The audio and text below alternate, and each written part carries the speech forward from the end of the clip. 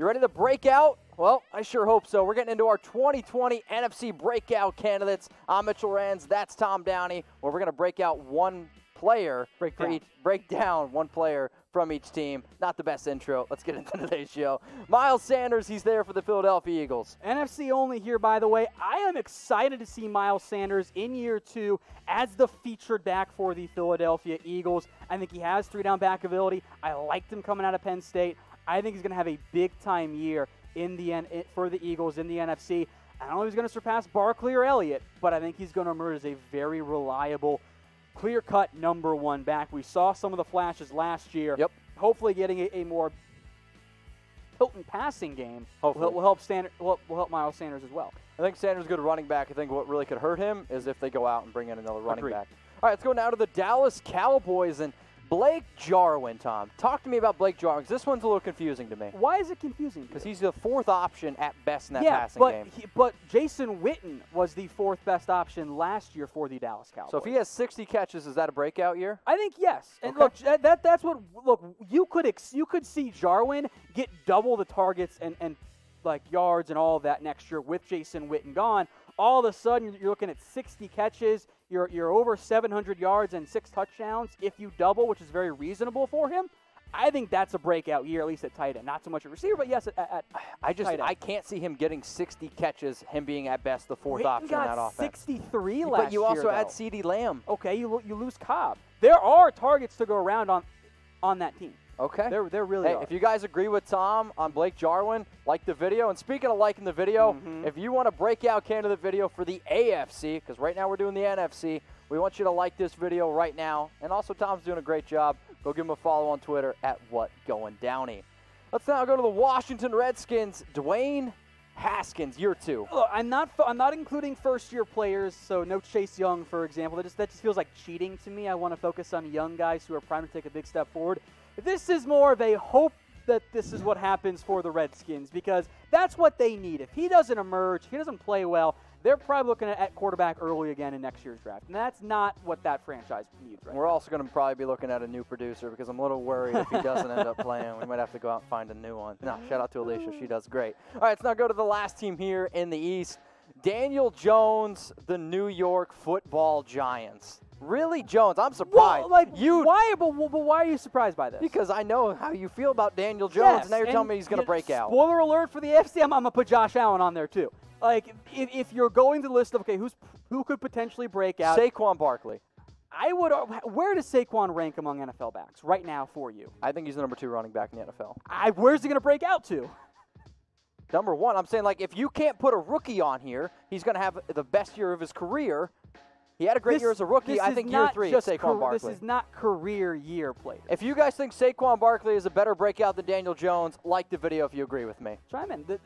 You got a back who's ran for 1,000 yards in both of his seasons despite missing time. Now, what if he leads the league and gets 100 catches? Breakout. Awesome, sure. I don't think that's like the same type of breakout you're anticipating from Daniel Jones. Fair. Going from great to somehow one of the best in the NFL. This is going from like, he's kind of average to being the franchise guy for them, and both these teams need that right now. Jones has to work on his fumbles, by the way. Yep. The TD interception ratio is not bad. I don't like the yards per attempt, but he's never been a good downfield thrower. Jones had 12 fumbles last year. He has got to figure that out, or else the Giants are going to be in some significant problems. So Dwayne Haskins, Daniel Jones, 2 very young quarterbacks. If you had to pick a quarterback, who would you go with? Dwayne Haskins? I want you to type H. If you go with Daniel Jones, I want you to type J. Quick note here, by the way. Anton says none of them. Darius Slayton. He was the other guy on my list for the Giants. Also, that's going to be the pinned comment, so scroll on down. H for Haskins or J for Jones. All right, let's go to the San Francisco 49ers here, and we're going to go out west. Deebo Samuel. This one I absolutely love. He's a little close to me to like, this is fun. Is he already there as the breakout guy? The key thing for me for Samuel in terms of what I want to see from him this upcoming season is I want to see more production with less obvious scheme movements for him. Okay. And that's I don't want to dock the player because the head coach knows how to get his best players the football in ways that will maximize them.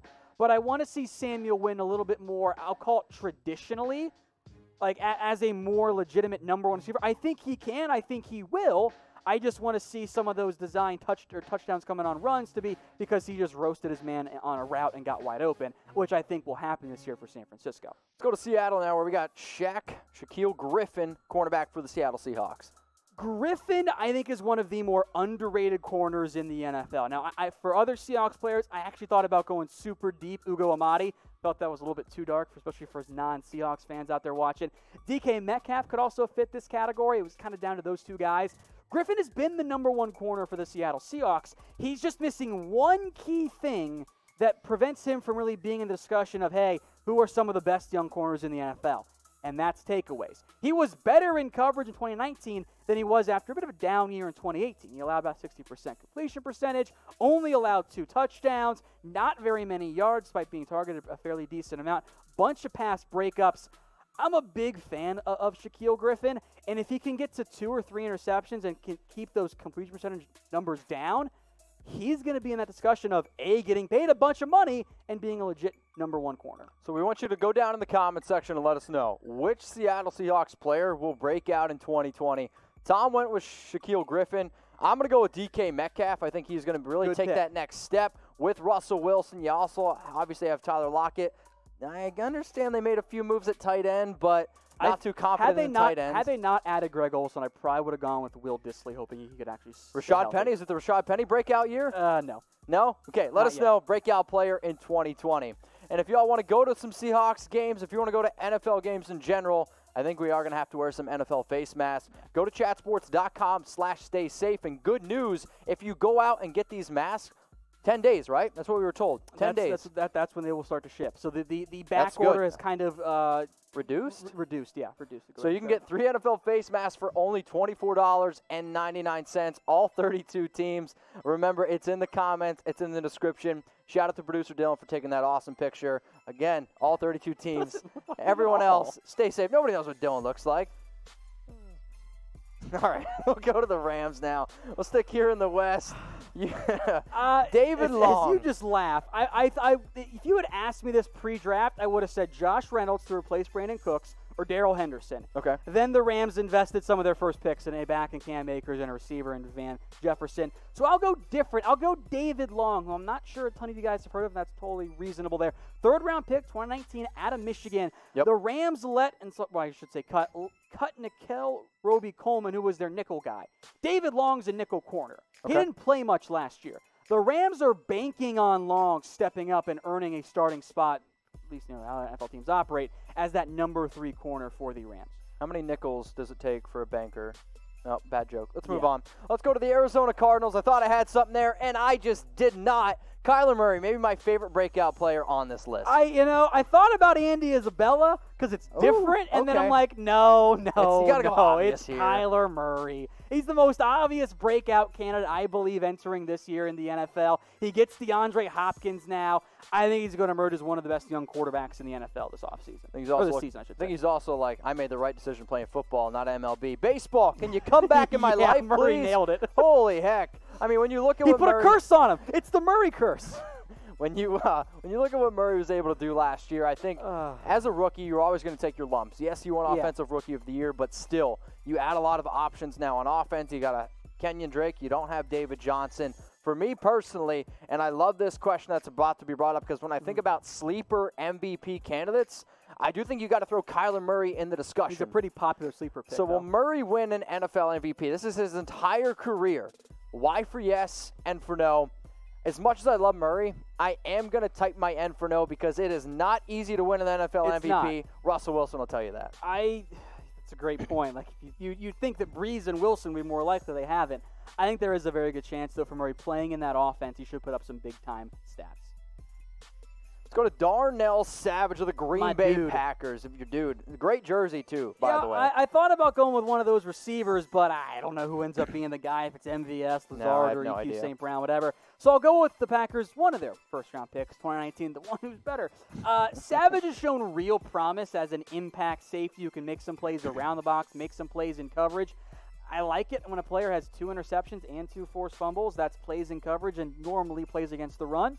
I think he's going to emerge this year as a next step forward, maybe even a Pro Bowl caliber year. Totally agree. An absolute savage in the box. Let's go to the Bears now. We got David Montgomery, running back here. I like Montgomery a lot when he came out of Iowa State. Forced a lot of broken tackles, but when you look at just talent alone, he's really not the most talented running back. He's more of like great vision and grinder. Gets it done. Yeah, grinder. He's a grinder guy. Look, I thought about Anthony Miller here. Yep. My hope is that the Bears will be able to have a more consistent ground game because the passing game is more consistent this year. That's what held back the Bears. They would try to get the ball to Montgomery early, and the O-line wasn't blocking well, or the box was just too loaded, and that's why Montgomery averaged below 4 yards a carry. I think the volume might end up being a little bit similar, especially if the O-line can improve, which it needs to happen.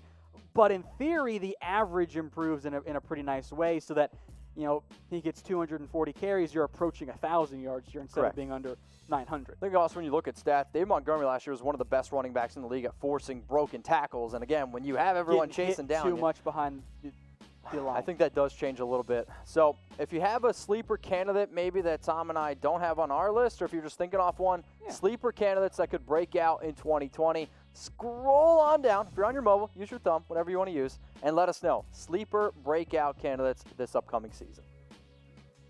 Let's now go to the Minnesota Vikings, where we have Mike Hughes, cornerback, and this is an interesting one. I understand he's a former first-rounder, but the Vikings defense, it looks a lot different. Yeah, it kind of fits into that well. This is a young player with promise who kind of needs to break out for his team. He started just 5 games in his NFL career. Xavier Rhodes is gone.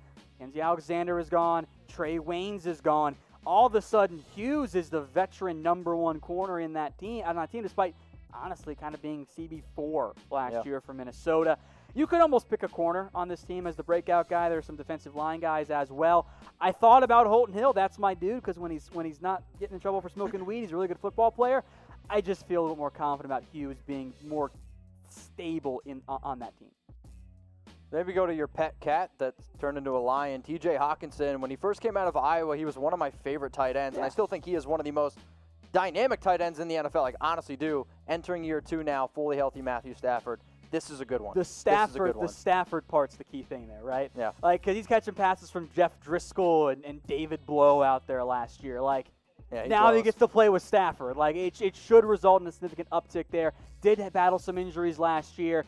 In years past, we've seen tight ends kind of have a bigger adjustment period than you might expect. I think year 2 for Hockenson is the year for him to really break out. Let's go to the Atlanta Falcons, where they have the Domino's Pizza guy, Hayden Hurst, as a breakout candidate. Remember, they traded for him. Yep. Second-round pick they gave up to get him from the Baltimore Ravens. Correct. And there are targets to go to him. It's a bad trade, though. I am in agreement, but we're not grading trades. We're breaking down potential breakout players. Hurst has shown some flashes, hasn't really been that involved. Austin Hooper had 75 catches last year for the Atlanta Falcons. I would wonder if Hurst can get even 70 catches. No way. I mean, the chances are there. The targets are there.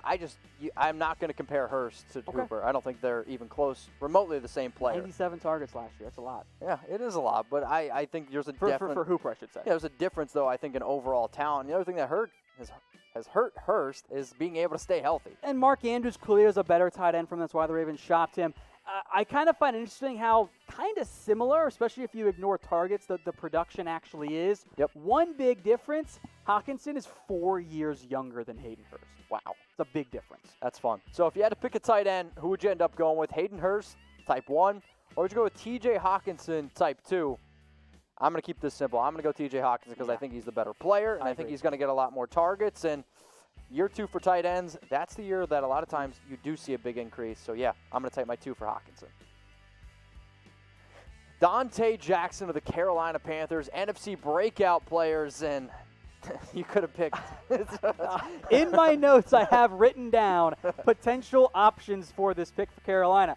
Dante Jackson, Christian Miller. I think Brian Burns kind of already on that precipice to begin with. Jermaine Carter at linebacker. Ian Thomas, Curtis Samuel, Teddy Bridgewater, DJ Moore. Like, you could have gone so many different directions. I wanted to go defense here. Jackson has the most guaranteed path to playing time. He is the #1 corner for Carolina. That's going to put him in a tough spot, but it's going to give him chances too. Let's go to the team that won the NFC South last season, Marcus Davenport. And just one note, let the record show I didn't take Teddy Bridgewater. Okay. Let the record show that.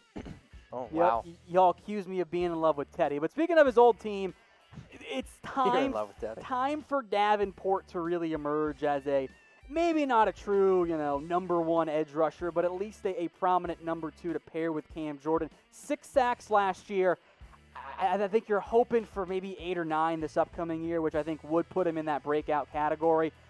Davenport hasn't quite taken that full next step. Seems to be up to a lot to get him.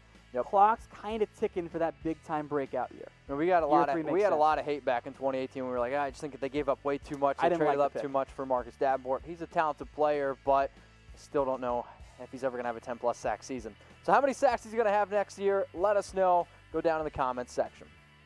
Let's go to Tampa Bay Buccaneers. Devin White, linebacker, and love this one. This is going to be he's going to put up some big numbers this year. I considered more or less the entire secondary as well between Sean Murphy, Bunting, and I think Jamel he got it Dean right here. and the safeties. But I went with Devin White. It's safe. He was not bad. Yeah, it's almost kind of like the boring answer. Like the former top 10 pick, now set to have a really fully healthy year, missed some games last year, showed a ton of promise, great athlete. Now, without his quarterback giving the ball over 25 times in a season, or 30 times a season, it's now time for Devin White to really shine and be a 100-plus tackle guy.